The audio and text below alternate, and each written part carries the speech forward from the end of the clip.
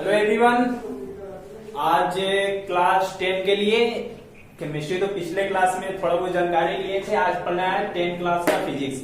ठीक है, तो 10 क्लास का फिजिक्स में आज पहला पढ़ना है एक्सरसाइज में प्रकाश का परावर्तन, जो कि एग्जाम के लिए काफी इंपॉर्टेंट चैप्टर है।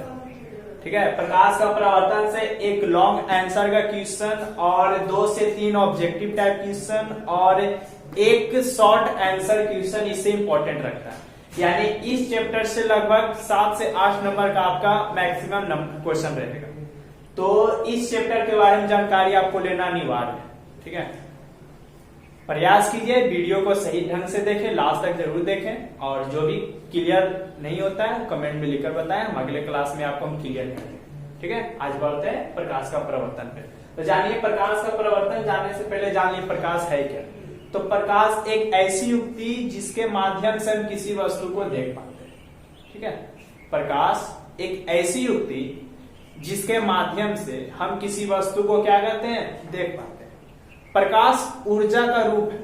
प्रकाश क्या है, ऊर्जा का रूप है जिसे हम एक रूप से दूसरे रूप में क्या करते हैं, ट्रांसफर करते हैं। क्योंकि एनर्जी है तो एनर्जी को हम क्या करते हैं, एक रूप से दूसरे रूप में क्या करते हैं, ट्रांसफर यानी परिवर्तित करते हैं। अब जानना है कि प्रकाश जो होता है 2 वस्तु प्रकार का होता है, एक प्रदीप्त होता है, एक अप्रदीप्त होता है। ठीक है, प्रदीप्त और अप्रदीप्त। जानिए प्रदीप्त और अप्रदीप्त क्या। तो प्रदीप्त यानी लुमिनियस, अप्रदीप्त यानी नॉन लुमिनियस। यानी वैसा वस्तु, वैसा प्रकाश का वैसा वस्तु जो स्वयं प्रकाश को उत्सर्जित करता हो।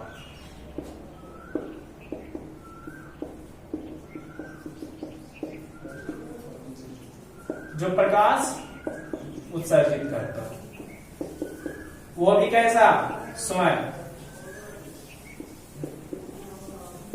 जो स्वयं प्रकाश को उत्सर्जित करता है उसे हम क्या कहेंगे, प्रदीप्त वस्तु। जैसे सूर्य, तारा, इलेक्ट्रिक बल्ब।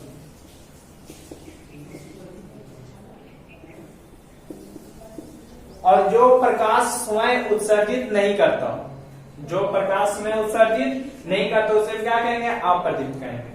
जैसे आपकी पृथ्वी, जितने भी ग्रह हैं सभी, इसके अलावा जितने भी उपग्रह हैं सभी, इसके अलावा बेंच, टेबल, वॉल, जो भी बोल सकते हैं, आपका क्या है, अप्रदीप्त वस्तु। ठीक है, यानी पृथ्वी ग्रह कैसे, तो चूंकि ये चमकता है किसकी सहायता से, सूर्य के प्रकाश की सहायता से, इसलिए आपके नॉन लुमिनियस ऑब्जेक्ट है। इसके अलावा इसके आगे पढ़ना है प्रकाश की किरण। अगला पॉइंट है प्रकाश की किरण। ठीक है, यानी सरल पथ पर गमन करने वाला प्रकाश। ठीक है, किस पथ पर, सरल पथ पर। सरल पथ पर गमन करने वाला प्रकाश हमारा क्या कहलाता है, उसका किरण कहलाता है। ठीक है, यानी प्रकाश जो सरल पथ पे गमन करता है उसे हम कैसा प्रकाश कहेंगे, तो प्रकाश का किरण कहेंगे। और चूंकि किरण है तो एक किरण नहीं बल्कि किरणों का समूह। अगला पॉइंट, जब किरणों का समूह आपस में मिल करके सरल पथ पे गमन करते हैं तो हमारा वो किरण पुंज कहलाता है। क्या कहलाता है, किरण पुंज कहलाता है। यानी किरणों का समूह किरण पुंज कहलाता है। चूंकि किरण पुंज 3 प्रकार का, किरण पुंज को कितने प्रकार में हम लोग बांटे हैं, 3 प्रकार में। कौन कौन, अभिसारी किरण पुंज, अपसारी किरण पुंज और समानांतर किरण। अब जान ले कि अभिसारी, अपसारी और समानांतर किरण पुंज है क्या। तो अभिसारी वैसा किरण पुंज जो आकर के मिलता हो, यानी कोई एक बिंदु पर, यानी प्रकाश का वैसा किरण जिसे देखने पर हमें महसूस हो कि वो कहीं से क्या हो रहा है, आ रहा है। ठीक है, जैसे छोटा सा एग्जांपल है, खिड़की से आती प्रकाश की किरणें, एक मूल बिंदु से प्रकाश की किरणें, सॉरी वो अभिसारी नहीं, वो अपसारी जाएगा। यानी वैसा पॉइंट जहां एक बिंदु पे प्रकाश की किरणें क्या होती हो, मिलती हो, हमारा क्या कहलाएगा, अभी सारी किरण पुंज कहलाएगा। एक बिंदु पर क्या होती हो, डाइवर्जिंग होती हो, हमारा क्या कहलाएगा, डाइवर्जिंग, ठीक है, बीम। अब सारी जो कि फैलता हुआ प्रतीत हो, यानी वैसा प्रकाश की किरणें जिससे हमें दूर से देखने पर हमें पता चले कि वो प्रकाश की किरणें क्या हो रही है, फैल रही है। जैसे हम टॉर्च को जैसे ही ऑन करते हैं तो प्रकाश का लाइट एक मूल बिंदु से क्या होता है, फैलता हुआ प्रतीत होता है, जबकि दूर से देखने पर पता चलता है क्या कि प्रकाश की किरणें वहां क्या हो रही है, किससे निकल रही है, टॉर्च से। तो ऐसा दूर से देखने पर उधर से, ठीक है, तो अभी सारी हो जाएगा। लेकिन जब हम अपने टॉर्च हम अपने यूज कर रहे हैं, ठीक है, अपने हैंड से, तो प्रकाश की किरणें क्या हो रही है, एक मूल बिंदु से निकलता हुआ प्रतीत हो रही है, नहीं क्या हो रही है, निकलता हुआ प्रतीत हो रही है, क्या होगा, अब सारी होगा। जबकि समानांतर, प्राय समानांतर प्रकाश की किरणें सूर्य से आती प्रकाश की किरणों को समानांतर करते हैं, यानी सूर्य से आती प्रकाश की किरणें प्राय कैसी होती है, समानांतर होती है।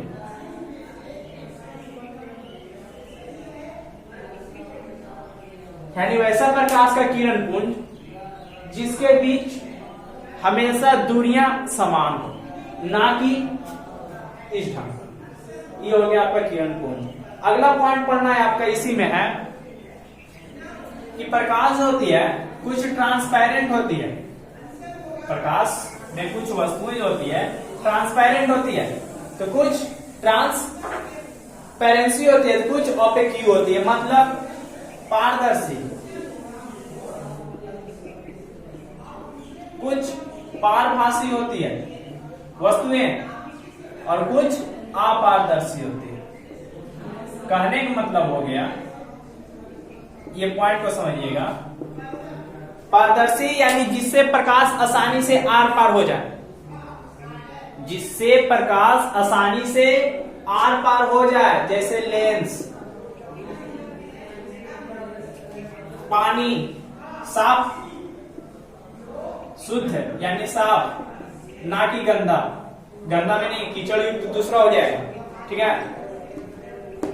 पारभासी, इसमें और भी बहुत सारे आते हैं, प्लास्टिक है, जितनी भी आप देख सकते हैं पारदर्शी वस्तु जिससे हम आर पार देख सकते हैं, जैसे शीशा हो गया, ठीक है, मिरर नहीं, क्योंकि मिरर का एक पार्ट रंगा हुआ होता है, ठीक है, उसके बारे में हम इसमें अध्ययन जरूर करेंगे, ठीक है, इसमें पढ़ना है, फिलहाल के लिए इंट्रोड्यूस हो रहे हैं, उसमें जान लें। अगला पारभासी यानी जिससे जो होती है प्रकाश आती है लेकिन हमें थोड़ी मात्रा में दिखाई पड़ती है, जैसे खून। प्राय आप इसका एक उदाहरण ले सकते हैं, अपने घर में ही टॉर्च का यूज कीजिए, टॉर्च को ऐसे रख करके ऊपर से देखिए, प्रकाश आता हुआ दिखाई देगा लेकिन रक्ताब के रूप में दिखाई देगा, यानी लाल दिखाई देगा। प्रकाश की मात्रा आ रही है लेकिन क्या क्लियर आ रही है, नहीं, थोड़ी मात्रा में आ रही है। इसके अलावा घिसा हुआ कांच, घिसा हुआ कांच, इसके अलावा ऑयल पेपर, दूध, ठीक है, ये सब आपका क्या है, उदाहरण, ठीक है। अगला है अपारदर्शी यानी जिससे प्रकाश आसानी से आर पार नहीं होता है, जैसे दीवार, लकड़ी। हम यहां से लाइट दे इधर तो क्या उधर नहीं दिख जाएगा, नहीं दिखेगा, यानी वैसा पदार्थ को हम क्या कहेंगे, अपारदर्शी, जिसे थोड़ी मात्रा में जाए पारदर्शी, और जिसे आर पार हो जाए वो क्या होगा, पारदर्शी होगा। इसके अलावा ये आपका था चैप्टर का इंट्रोड्यूसिंग, इस चैप्टर में। अब मेन फैक्ट आपका जो है वो यहां से स्टार्ट होता है प्रकाश का परावर्तन से, जो कि हम आपको अगले वीडियो में सही ढंग से बताएंगे, ठीक है। लेकिन यहाँ पे थोड़ा सा हम इसका इंट्रोड्यूस करा देते हैं, प्रकाश का परावर्तन है क्या, उसके बाद आगे बढ़ेंगे।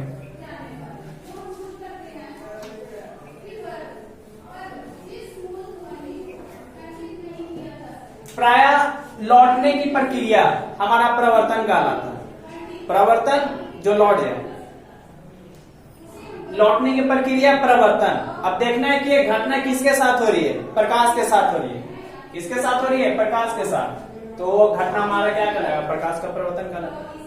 यानी लौटने की प्रक्रिया प्रकाश में जब हो रही है तो हमारा वो कैसा परावर्तन कहलाएगा, प्रकाश का परावर्तन, ठीक है। डिफिनेशन अगले बढ़िया से इसको सही ढंग से कंप्लीट करें ध्यान से, क्योंकि ये काफी आपकी एग्जाम के लिए इंपॉर्टेंट है, ठीक है। और खास के लिए ये आपका ये लाइफ टाइम कहने वाला ऑल कॉम्पिटिटिव एग्जाम के लिए भी आपको यूज होता है, समान विज्ञान के रूप में, ठीक है। चलिए